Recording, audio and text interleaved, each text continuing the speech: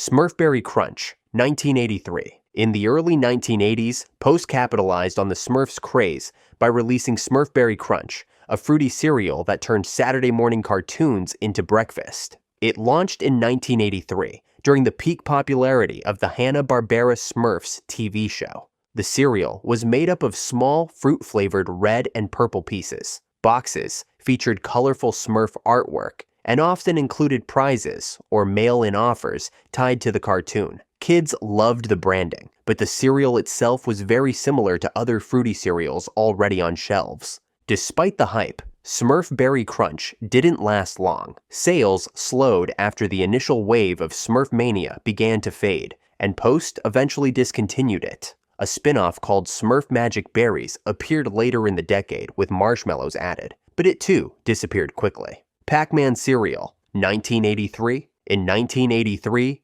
General Mills cashed in on Pac-Man fever by launching Pac-Man Cereal, a bright, sugary tie-in to the arcade game that had become a cultural phenomenon. The cereal was a sweetened corn shaped like little yellow Pac-Man figures, with marshmallows in the shapes of ghosts. Over time, the marshmallow lineup expanded to include Ms. Pac-Man, red and blue ghosts, and even other Pac-Man characters. The cereal boxes were just as iconic, featuring Pac-Man artwork and often including maze games, cutout prizes, or promotions tied to the video game franchise. Pac-Man Cereal was extremely popular in its early years, riding the wave of Pac-Man mania at arcades and in pop culture. Kids loved the marshmallow mix-ins, and commercials leaned heavily on a cartoon version of Pac-Man to pitch the cereal as fun and exciting. But like many licensed cereals, sales dropped once the cultural craze cooled.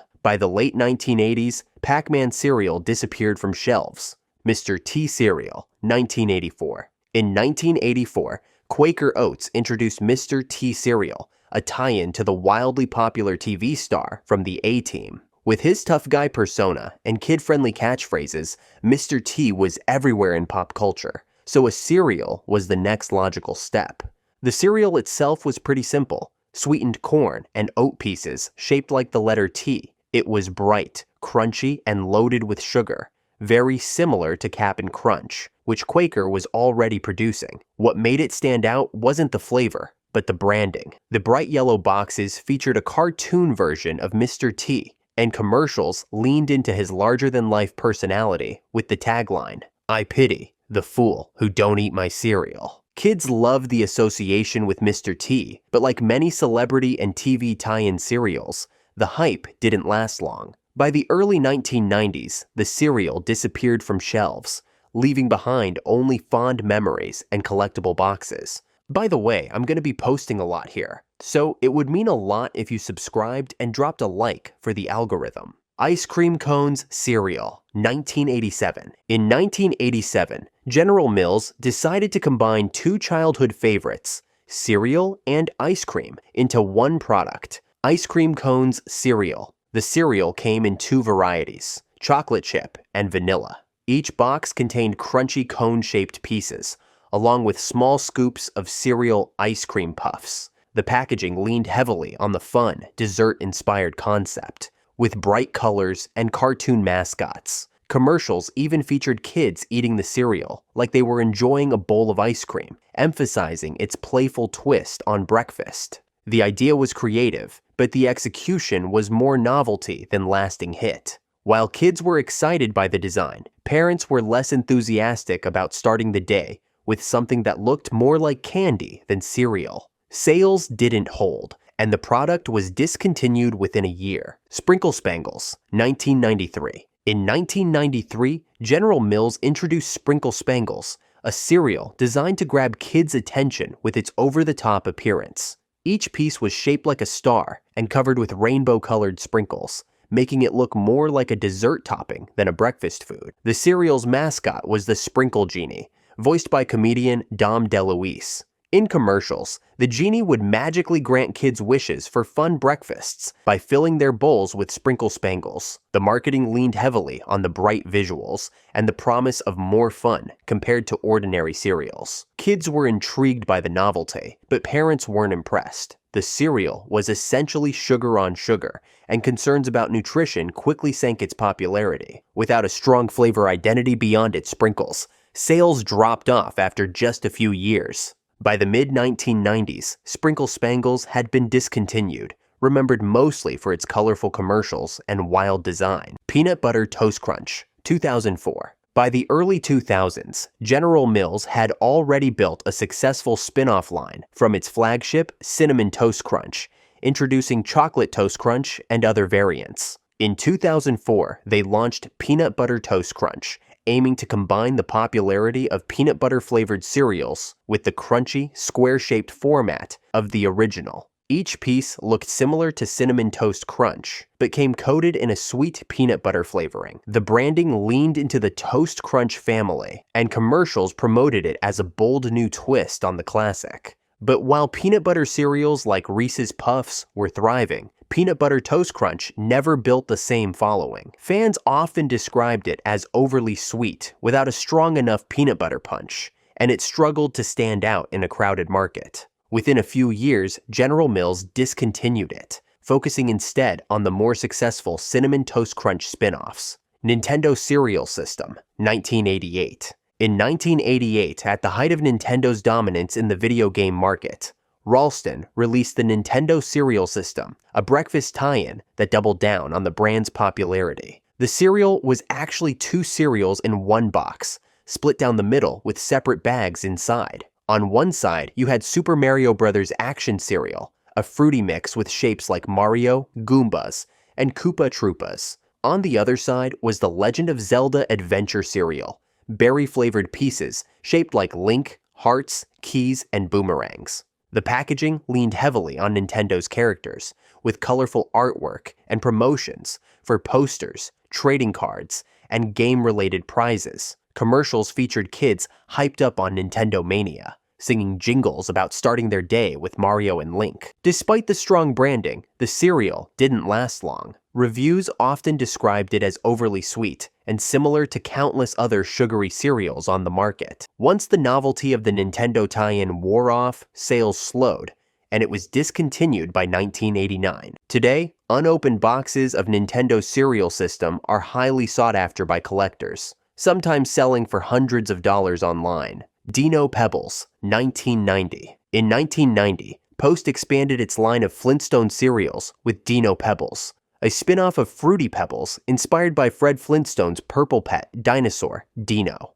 Dino Pebbles was designed to stand out from Fruity Pebbles by including marshmallows. The base cereal was similar to Fruity Pebbles, brightly colored, fruity-flavored rice flakes, but it came with dinosaur and bone-shaped marshmallows mixed in. The packaging featured Dino prominently alongside Fred, Barney, and the rest of the Flintstones characters, with plenty of kid-focused promotions.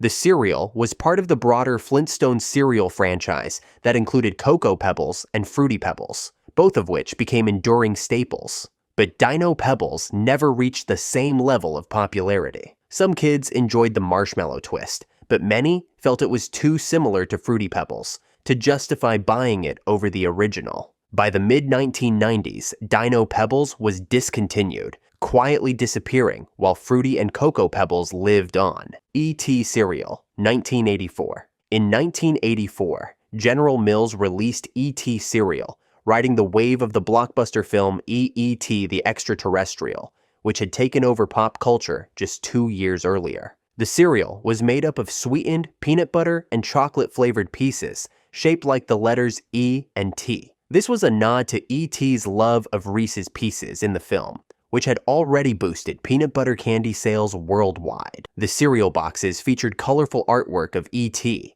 and the marketing leaned heavily on the emotional connection kids had with the movie. Commercials showed children bonding over E.T. cereal and tied it directly to the magic of the film. For a while, it sold well, simply because of the strong brand recognition, but like many movie tie-in cereals, it had little staying power once the novelty wore off. Its flavor wasn't distinct enough to stand out from other peanut butter or chocolate cereals already on the shelves. By the mid-1980s, E.T. cereal was discontinued. Nerds Cereal, 1985. In 1985, Ralston teamed up with Wonka to release Nerds Cereal, based on the wildly popular candy of the same name. Just like the candy boxes, the cereal was split into 2 flavors per package, with each half containing its own distinct taste. The flavors mirrored the candy lineup. One side might be orange and cherry, while the other side was grape and strawberry. The cereal pieces were small, colorful, and extremely sweet.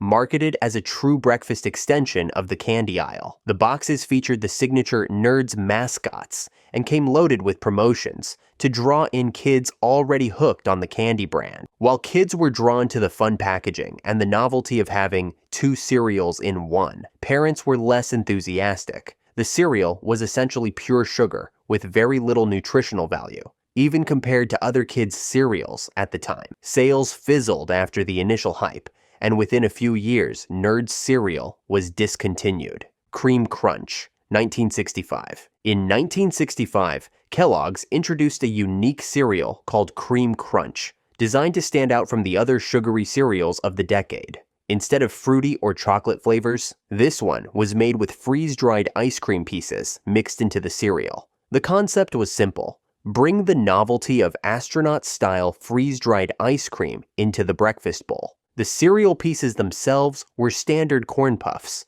but the freeze-dried ice cream chunks were the selling point. Kellogg's promoted it as a fun, space-age treat at a time when the space race dominated American culture. Packaging leaned into the futuristic angle, and kids were fascinated by the idea of eating ice cream for breakfast. But the execution didn't live up to the promise. The freeze-dried ice cream didn't rehydrate well with milk, leaving the texture chalky and odd. Parents weren't impressed with the nutrition, and kids often lost interest after the novelty wore off. Cream Crunch lasted only a short time before disappearing from shelves. Rice Krispies Treat Cereal, 1993. In 1993, Kellogg's took one of its most popular homemade snacks and turned it into a breakfast product, Rice Krispies Treats Cereal. The concept was simple. Crunchy clusters of Rice Krispies bound together with the same marshmallow coating that made the classic treats so iconic. The cereal tasted almost exactly like the snack, offering that sweet marshmallow flavor with a bit more crunch. Ads leaned heavily on the nostalgia of Rice Krispies treats, showing kids and families enjoying the convenience of a bowl of the treat-inspired cereal instead of making them from scratch. It quickly became a fan favorite and developed a loyal following throughout the 90s. Many kids considered it one of the sweetest and most indulgent cereals Kellogg's ever produced. However, over time, it struggled in a market that was shifting toward healthier options, and Kellogg's quietly discontinued it in the early 2010s. The backlash was strong enough that Kellogg's brought it back for a limited time in 2015, but it didn't stay on shelves permanently. Honey Nut Clusters, 1987. In 1987, General Mills released Honey Nut Clusters, a cereal that aimed to combine sweetness with a wholesome image. The cereal was made up of crunchy oat flakes, clusters of honey-coated nuts, and a light glaze that gave it a rich, sweet flavor. Unlike the flashy, character-driven cereals of the era, Honey Nut Clusters was marketed as a more grown-up option. Commercials often featured the tagline, "It's the nutty taste that makes it great," and showed bees working hard to create the honey flavor. It positioned itself somewhere between sugary kid cereals and healthier choices like Cheerios or Wheaties. The cereal gained a loyal following in the late 80s and 90s, appreciated for its nutty flavor and hearty crunch. But over time, sales declined as the breakfast market shifted toward simpler, low-sugar cereals and on-the-go breakfast options. By the 2010s, Honey Nut Clusters quietly disappeared from shelves. Magic Puffs, 1974. In 1974, General Mills rolled out Magic Puffs, a cereal that leaned heavily on fun branding but never found a lasting audience. Magic Puffs were essentially sweetened, puffed corn pieces with a sugary glaze, similar in texture to cereals like Sugar Smacks or Corn Pops. What set it apart was its marketing. Commercials featured colorful, whimsical characters and emphasized the magic of breakfast, trying to capture the same kid appeal that cereals like Lucky Charms had already mastered. Despite the branding push, Magic Puffs struggled to stand out. Its flavor was too close to other Puff cereals already on the market, and without a memorable mascot or unique gimmick, kids didn't latch onto it the way they did with its competitors. By the late 1970s, Magic Puffs was discontinued. Sour Patch Kids cereal. 2018. In 2018, post-consumer brands partnered with Mondelez to create Sour Patch Kids cereal, bringing the iconic sour candy brand into the breakfast aisle. It launched exclusively at Walmart before expanding nationwide, marketed as a bold new twist for adventurous eaters. The cereal featured brightly colored, kid-shaped pieces meant to resemble the candy. Unlike most cereals, it leaned into Sour Patch Kids' signature flavor profile: sour, then sweet. The first bite was tangy and tart, followed by a sugary finish. Ads highlighted the candy tie-in, aiming at kids who already loved the brand. Reactions were mixed. Some kids enjoyed the novelty of a sour cereal, but many critics and parents found the flavor jarring and unappealing, describing it as closer to lemon cleaner than a breakfast food. Nutritionists also criticized it for being little more than candy in cereal form. Sales faded quickly after the initial buzz, and the cereal quietly disappeared from most shelves within a couple of years. If you enjoyed this, I'm going to be posting a lot here, so it would mean a lot if you subscribed. Thanks for watching.